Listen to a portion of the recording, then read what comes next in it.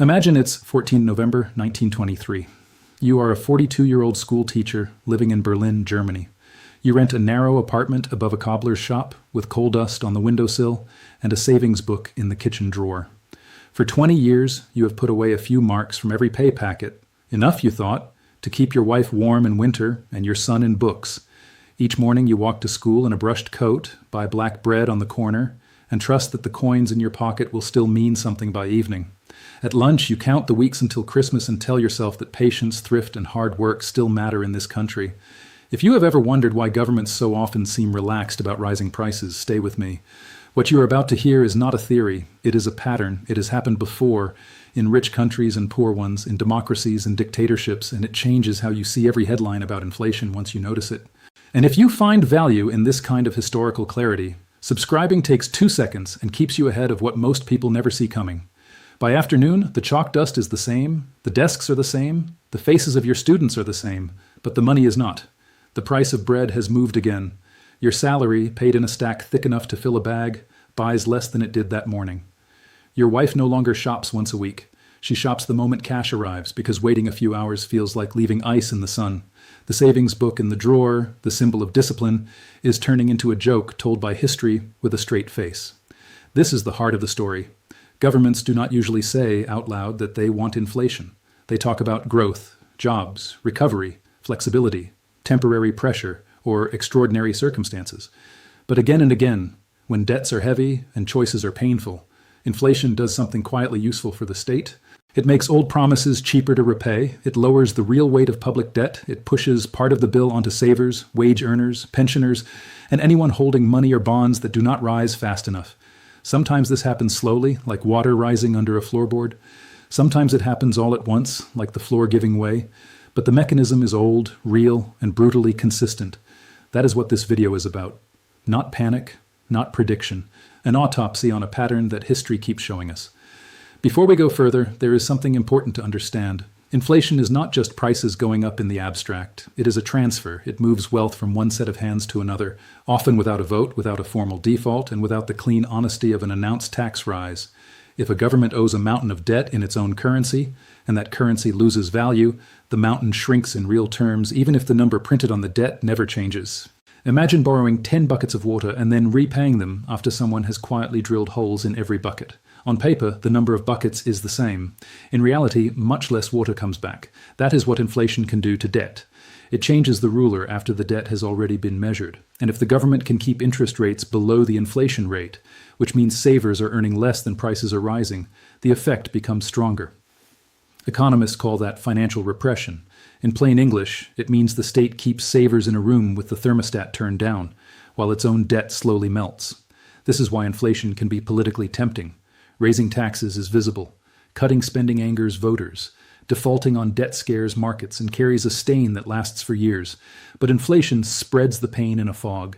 It can be blamed on supply shocks, war, foreign speculators, greedy companies, unions, pandemics, or anything else that fits the moment.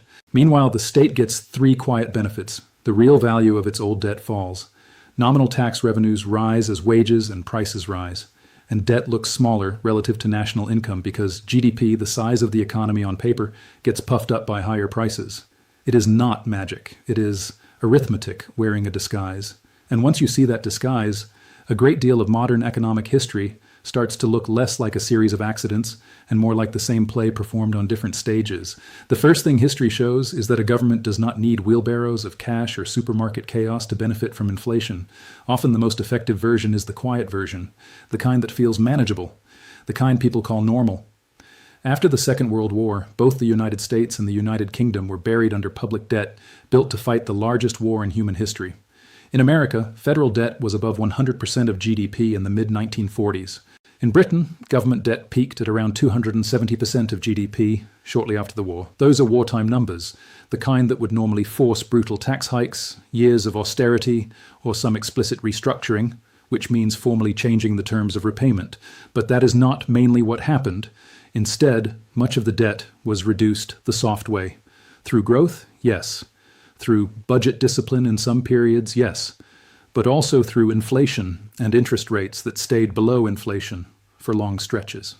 In the United States, consumer prices jumped 18.1% in 1946, 14.4% in 1947, and 8.1% in 1948.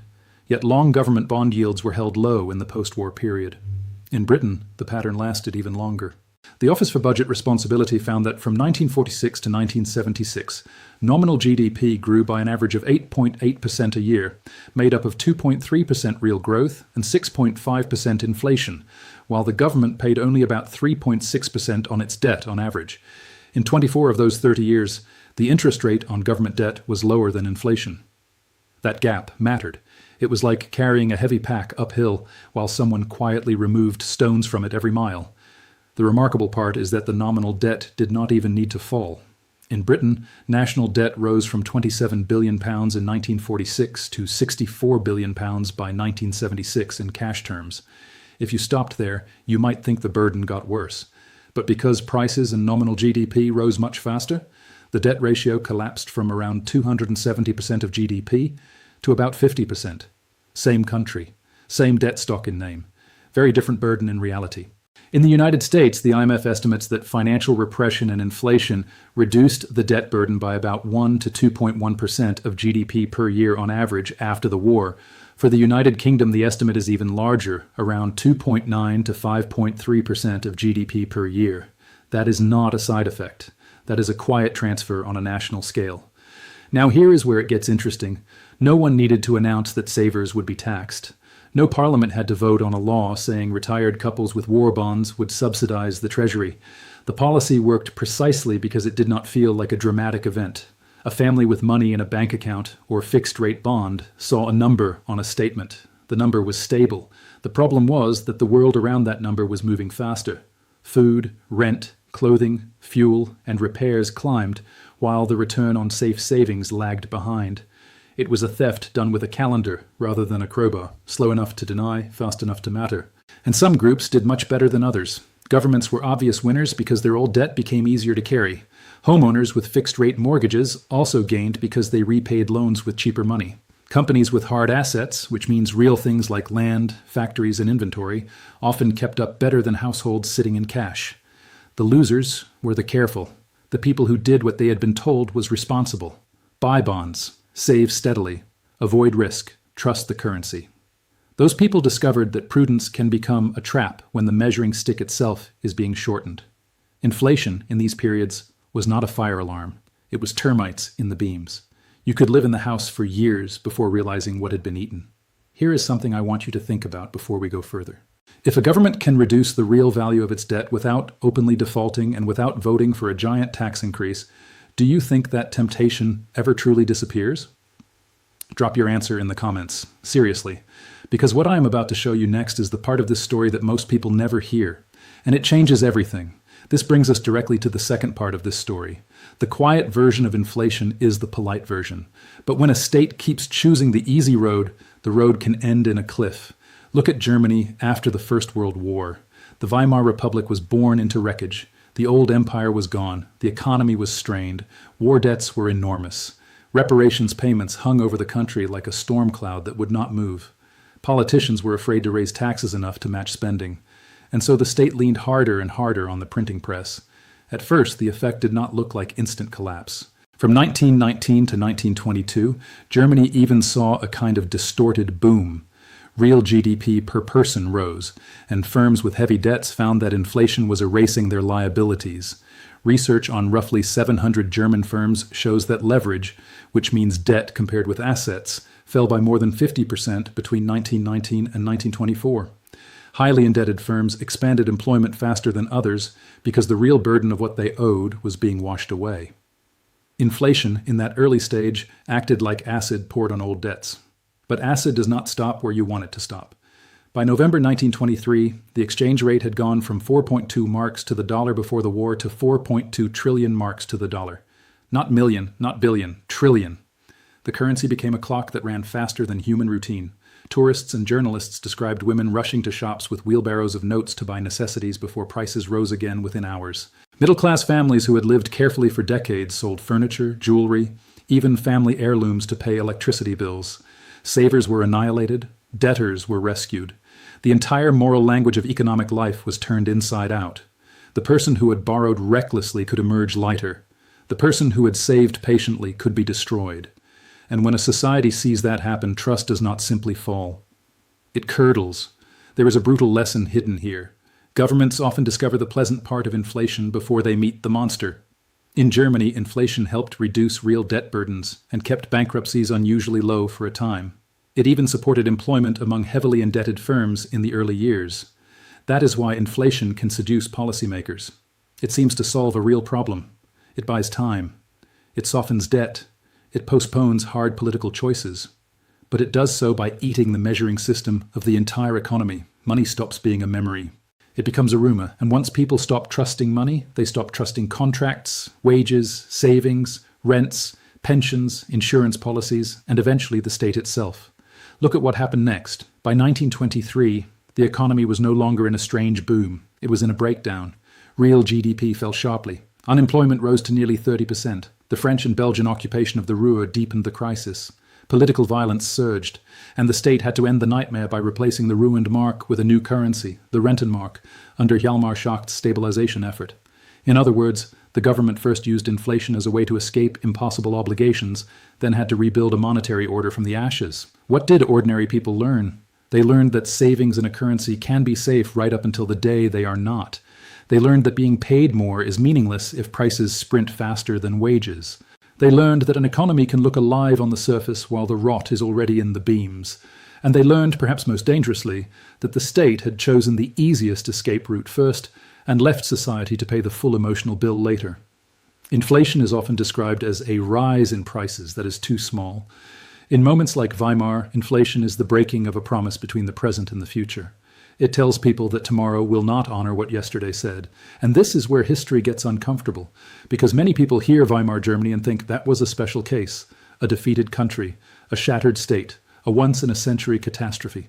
So let us move to a much more recent democracy, a place with elections, newspapers, bank accounts, modern central bankers, and all the language of contemporary policy, Argentina in 1989. By the late 1980s, Argentina was trapped in a familiar vice. The public sector had a huge interest bill. The state and central bank were rolling over more and more domestic obligations just to keep the machine running. Economists call part of this a quasi-fiscal deficit. In plain English, it means losses and interest costs piling up inside the central bank until the state is effectively borrowing to pay for yesterday's borrowing. That is like trying to stop a leak by adding more water to the tank. It looks active. It solves nothing. According to a World Bank study, monthly inflation in Argentina ran at 8.9% in January 1989, 9.6 in February, 17 in March, 33.4 in April, 78.5 in May, 114.5 in June, and 196.6% in July. That was not just inflation, that was time itself speeding up. Prices were no longer set by the month. In many cases, they were set by the week, the day, or the hour. Raúl Alfonsin's government was collapsing under the strain. Capital fled. Confidence cracked. In July 1989, Carlos Menem took office early, inheriting a system already on fire. The central bank tried to contain the crisis, but the very structure of the debt made the effort self-defeating. This is one of the most surprising facts in the whole story. The World Bank described tight monetary policy in Argentina as perversely inflationary. Why? Because high interest rates made the government's interest bill even bigger. The state then had to issue more debt or create more money to service that burden. The medicine fed the disease. That is a terrifying dynamic because it means policy tools that look tough can still end with the same result if the underlying debt problem is too large. For ordinary Argentines, the experience was not an abstract chart. It was a daily ambush. The price level roughly doubled in December 1989 alone. Over the New Year's weekend into 1990, the Austral lost almost half its value against the US dollar. Real incomes fell. Consumption had already been shrinking through the 1980s. People rushed out of pesos and Australias into anything that could hold value a little longer. Dollars, inventory, appliances, building materials, food, anything solid, anything real. Supermarkets became mirrors of fear. Not because shelves were always empty, but because every item on the shelf felt like a better store of value than the notes in your hand. Then came one of the clearest examples of how governments handle a monetary crisis when they have run out of road. On the first day of 1990, Argentina launched the Bonex Plan. Time deposits in the banking system were forcibly converted into long-term government bonds. In other words, Savings people thought were liquid, which means available on demand, were turned into a government promise stretching years into the future. Only a small amount per account was exempt. It was not called a confiscation in the language of politics. But for many households, that is exactly what it felt like. The bridge they had trusted turned out to be paint on a wall. Now observe the pattern. The state had a debt problem. It could not solve it through clean taxation or credible spending restraint quickly enough. It could not preserve trust and preserve every promise at the same time. So inflation did part of the work. Then forced financial measures did the rest. This is why governments often appear more tolerant of inflation than they publicly admit. Inflation buys time. It redistributes losses without naming them. It can keep the machine moving just long enough for officials to say stability is around the corner. But the bill still arrives. It always arrives. And when it does, it is often delivered to the people who believed official reassurances the longest. Argentina is a warning written in modern ink. You do not need medieval coin clipping. You do not need an emperor mixing base metals into silver. You do not even need totalitarian control. You need a state with obligations it cannot comfortably honor, a currency it can still issue, and a political class hoping that tomorrow's price level will solve today's math. That is enough. That is more than enough. Most people will never know what you now know. Most people will keep trusting systems they do not understand. If you are still here, you are not most people. Hit subscribe, because the next section is the part this channel was made for, the part they never put in textbooks. Now look at all three together. The United States and Britain after the war, Germany in the early 1920s, Argentina in 1989, different countries, different decades, different political systems, same mechanism. The state had large obligations fixed in nominal terms, which means promises written in units of money. The state found taxation too painful, spending cuts too risky, or default too explosive. Inflation then became a way to alter the burden without formally tearing up the contract. In the soft cases, it worked gradually. In the hard cases, it escaped control. But the logic was the same. Inflation is the most politically useful form of partial default ever invented. That phrase matters, so let me slow it down. A default is when a borrower does not fully honor what was promised. If a government simply refuses to pay, everyone notices. Markets panic, headlines scream, careers end. But if a government repays in money that buys much less than expected, the contract is technically honored, while the substance is changed, the envelope is delivered, the cash inside is lighter. It is like being paid back in full with coins made of chocolate in summer. The count is correct, the value is not. And the state often receives more than debt relief. Inflation can swell tax receipts because incomes and prices rise in money terms. It can make debt to GDP ratios look better because the GDP part of the fraction gets inflated. It can favor debtors over creditors, including governments, homeowners, and leveraged firms. Research on the post-war era found that the United States likely reduced its debt burden by around 1 to 2.1% of GDP per year through financial repression and inflation, while Britain likely gained even more. Research on Germany shows heavily indebted firms benefited early as inflation slashed real liabilities. Argentina showed what happens when that impulse runs into panic. The same river, different bends. At this point, the pattern becomes impossible to ignore. Even today, history still rhymes. The IMF noted that global public debt fell from 100% of GDP in 2020 to 92% in 2022, helped in part by inflation surprises. That is not proof of intent in every country. It is something more useful than accusation. It is evidence of incentive. When debts are high, inflation does fiscal work. It changes the state's options. It softens old promises. It reduces burdens without a formal vote. That does not mean every inflation is planned. History is messier than that. Oil shocks happen, wars happen, supply chains break, pandemics hit. But when inflation arrives in a debt-heavy world, governments quickly notice what it can do for them. And states rarely ignore a tool that makes their arithmetic easier, especially when someone else absorbs the pain first. So who pays? This is the question that matters most, because inflation is often discussed like weather, as if it falls equally on everyone. It does not. It hits like floodwater in a city with hills. Some neighborhoods drown first. The first to suffer are usually savers holding cash or fixed claims. A fixed claim means a promise that pays the same number of currency units no matter what price is due. Think of a pension payment that adjusts slowly, a bond coupon locked years ago, or a savings account that pays 2% while prices rise 8 or 10 or 20. These people can do everything right and still lose. The careful schoolteacher in Berlin, the retired British couple living off safe income in the 1970s, the Argentine family whose bank deposit was converted into a bond they never asked for. Inflation punishes stillness, it punishes trust, it punishes promises that cannot run. Wage earners are next, especially when pay updates lag behind prices. A raise feels good until the grocery bill sprints past it. In Britain, the great inflation of the 1970s peaked at 27% on the retail price index in August 1975, about 25% on a modern consumer price basis. Families did not need to understand monetary theory to feel the damage. They felt it at the butcher, the gas meter, the rent office, the shoe shop. Income became a dog chasing a car already halfway down the road. Small business owners are often squeezed from both sides. Their costs rise faster than they can reprint menus, renegotiate supply contracts, or pass increases on to customers. Cash held for payroll or inventory melts. Planning becomes guesswork. An economy in stable money is a chessboard. An economy in fast inflation is a board on a ship deck during a storm.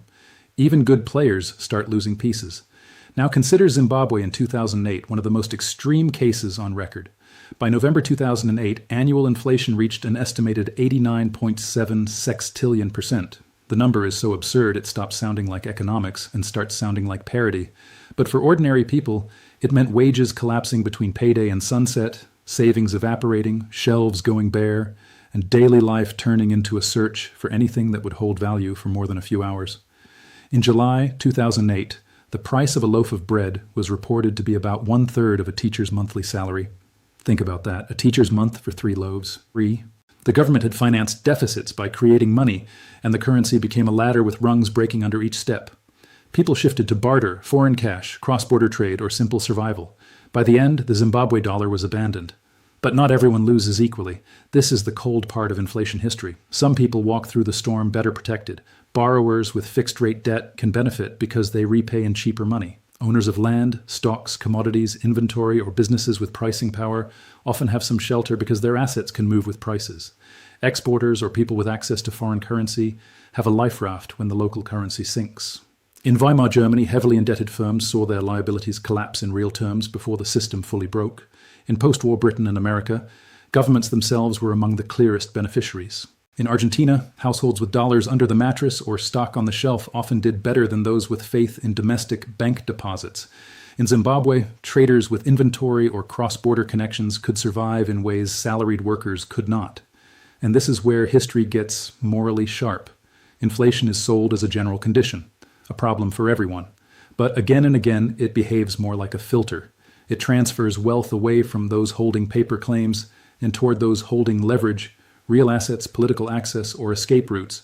It is a wind that looks natural from far away and engineered from up close.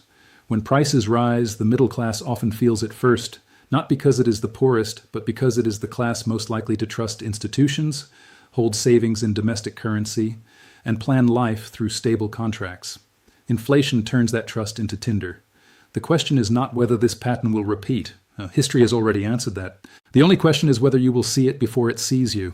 If this channel helps you think differently about the world you live in, subscribe. It costs nothing, and it might change everything.